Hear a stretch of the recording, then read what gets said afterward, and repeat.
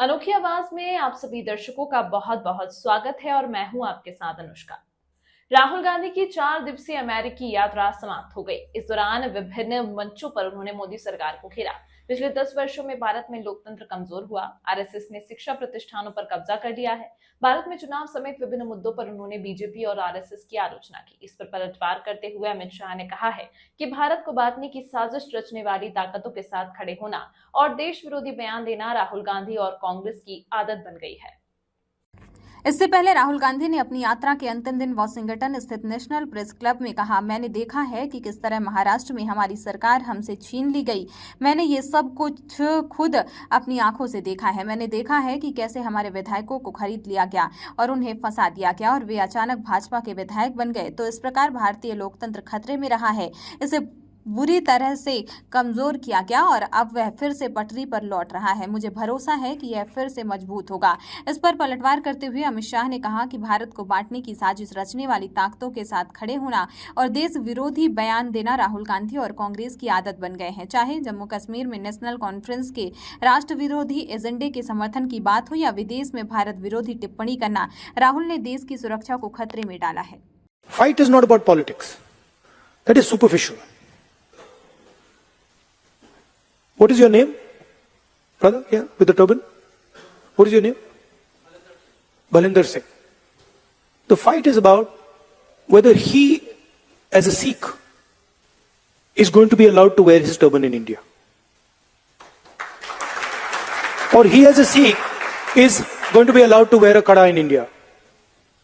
Or he, as a Sikh, is going to be able to go to Gurdwara. That's what the fight is about. I don't think the BJP, in a fair election, they were nowhere near 240 seats.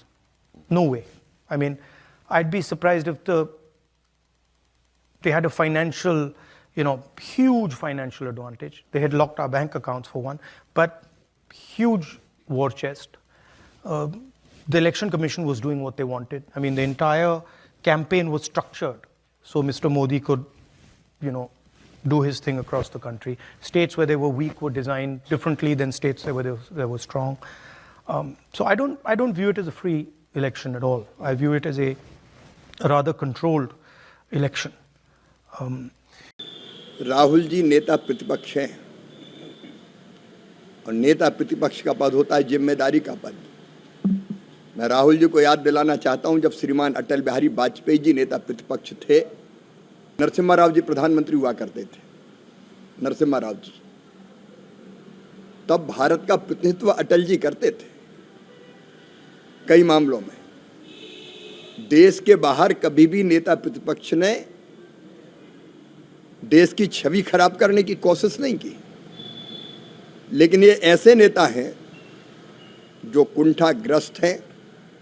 लगातार तीसरी बार पराजय के कारण उनके मन में अंध BJP संघ और मोदी विरोध बैठ गया है और वो विरोध करते करते देश के ही विरोध करने लगे।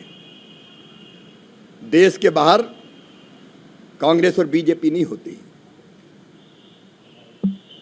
देश के अंदर हम मुद्दों पे लड़ सकते हैं, लेकिन देश के बाहर केवल भारत होता है।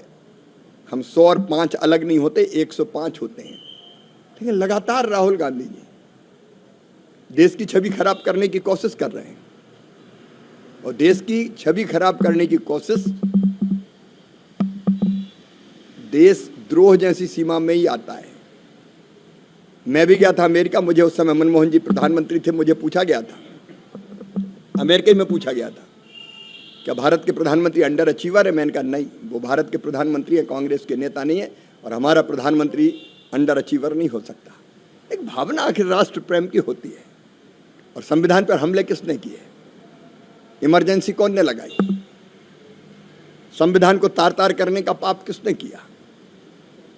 राहुल गांधी जी भारत जोड़ो यात्रा तो करते हैं, लेकिन ना तो भारत से जुड़ पाए, ना भारत की जनता से जुड़ पाए, यहाँ की संस्कृति, जीवन मूल्य और परंपराओं से जुड़ पाए। दुर्भाग्यपूर्ण है राहुल गांधी जी का ये व्यवहार। देश दुनिया की अन्य खबरों को लिए देखते रहिए अनोखी आवाज।